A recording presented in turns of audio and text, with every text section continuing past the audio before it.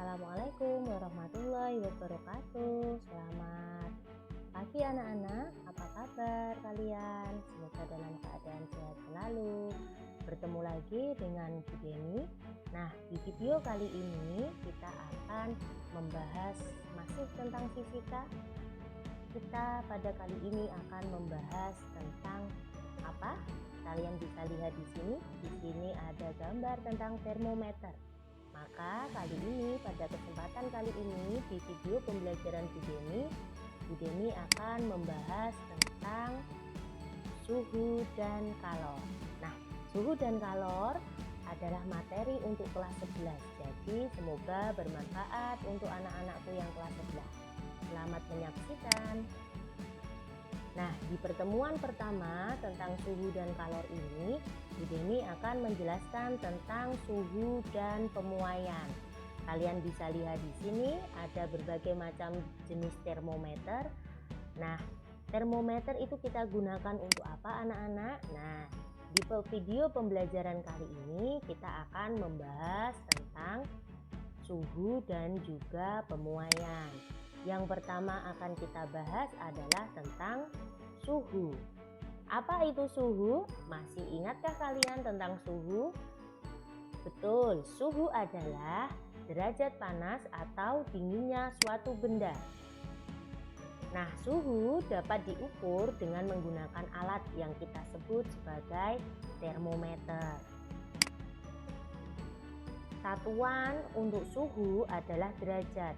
Dan zat cair yang biasa digunakan untuk mengisi termometer adalah air raksa.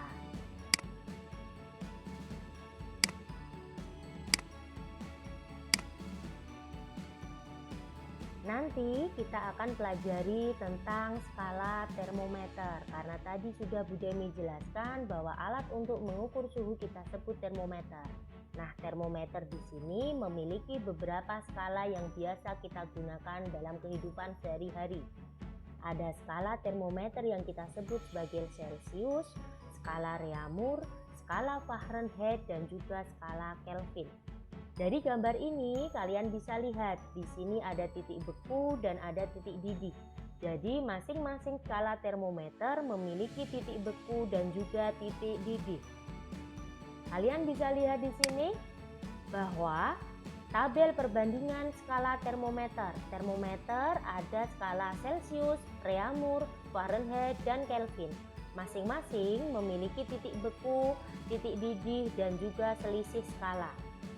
Untuk termometer Celcius memiliki titik beku air sebesar 0 derajat, memiliki titik didih 100 derajat, serta selisih skalanya 100 derajat.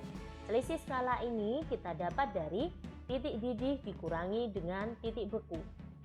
Untuk skala kedua, skala Reaumur, titik bekunya adalah 0 derajat, titik didihnya 80 derajat, serta selisih skalanya 80 derajat. Yang ketiga ada skala Fahrenheit. Titik bekunya 30 derajat, titik didihnya 212 derajat, serta selisih skalanya 180 derajat. Dan untuk termometer Kelvin, titik bekunya 273 derajat, titik didihnya 373 derajat, dan juga selisih skalanya 100 derajat.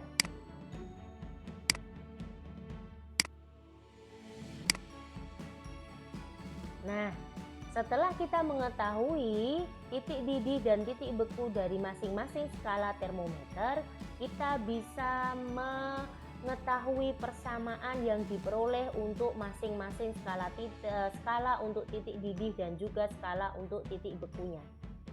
Nah, di sini kita bisa menentukan perbandingan skala antara skala Celcius, Reaumur, Fahrenheit, dan Kelvin. Kita lihat dari yang atas, yang pembilang di sini adalah untuk titik bekunya dan di penyebut di sini adalah untuk titik didihnya.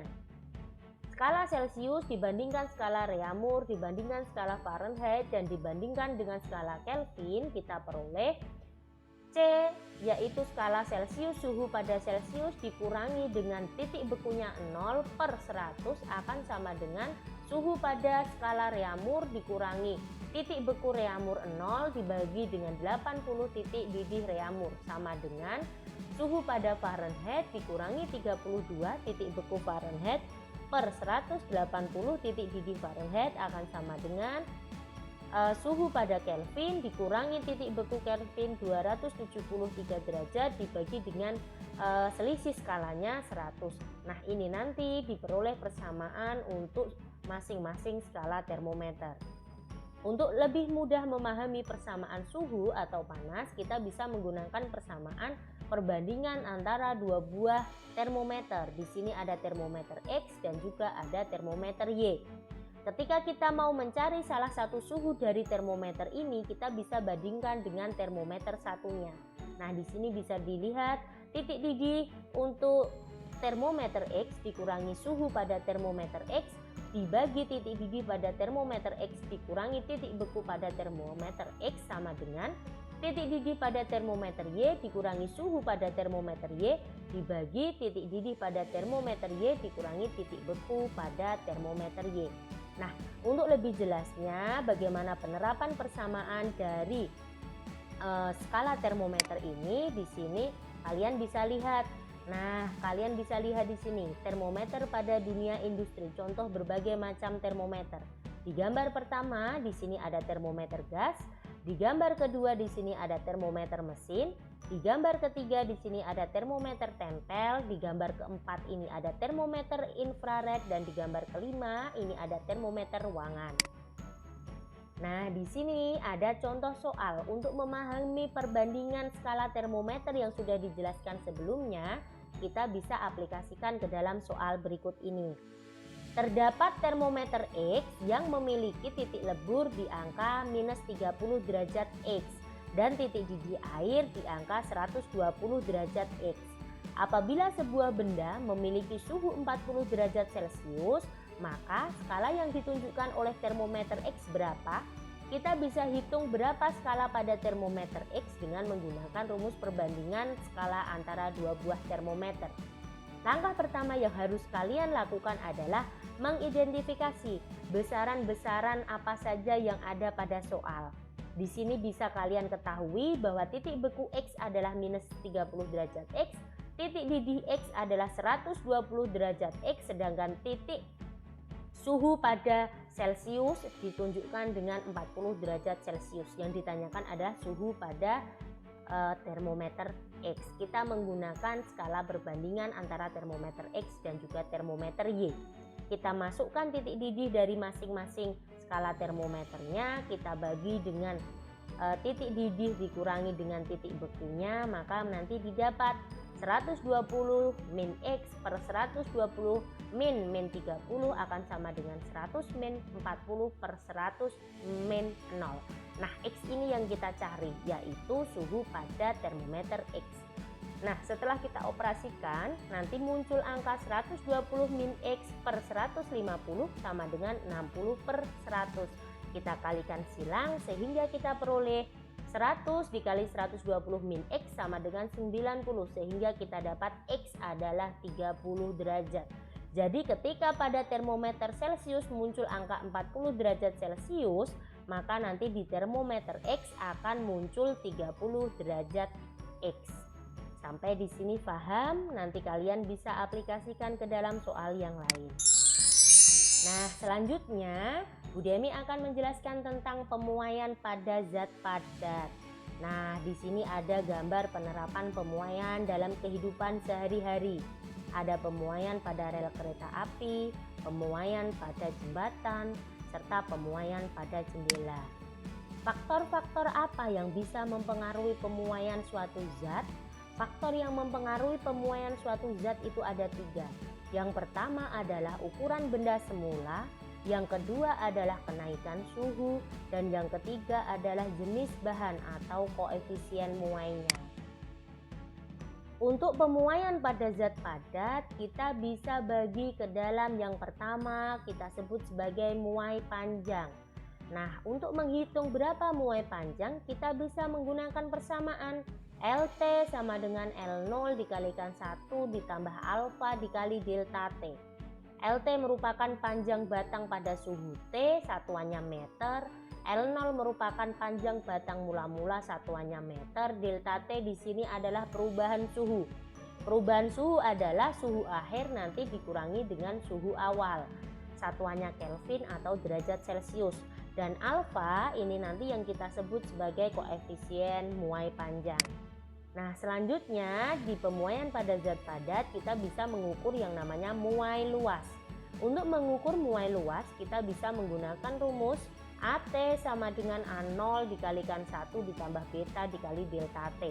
AT di sini adalah luas bidang pada suhu T, A0 adalah luas bidang mula-mula, delta T adalah perubahan suhu, dan beta adalah koefisien muai luas.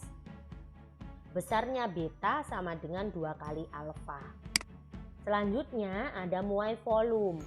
Nanti di muai volume kita bisa mengukurnya dengan menggunakan persamaan VT sama dengan V0 dikalikan 1 ditambah gamma dikali delta T. Dengan VT sama dengan volume zat cair pada suhu T, V0 merupakan volume zat cair mula-mula, delta T merupakan perubahan suhu, dan gamma adalah koefisien muai volume. Nah, di sini gamma sama dengan 3 kali alfa. Di tabel ini ada beberapa macam koefisien muai dari beberapa zat. Ada aluminium, kuningan, tembaga, gelas biasa, gelas pirek, karet, es, infar, timbal, dan baja. Dari sini kalian bisa tahu bahwa koefisien muai dari setiap zat itu berbeda-beda tergantung zatnya. Sambungan rel diberikan ruang muai supaya apa? Supaya relnya tidak patah ketika dia nanti mengalami pemuaian. Nah, anak-anak, di sini ada latihan soal. Nanti bisa kalian kerjakan untuk mengukur seberapa pemahaman kalian mengenai apa yang sudah Bu Demi paparkan dalam video ini. Silahkan nanti videonya bisa di pause dan juga soalnya bisa di screenshot ataupun bisa ditulis dan sebagai latihan soal kalian. Nah, untuk video pembelajaran kali ini cukup sekian. Semoga bermanfaat. Tetap semangat, tetap jaga kesehatan, dan salam sejahtera untuk kita semua. Assalamualaikum warahmatullahi wabarakatuh.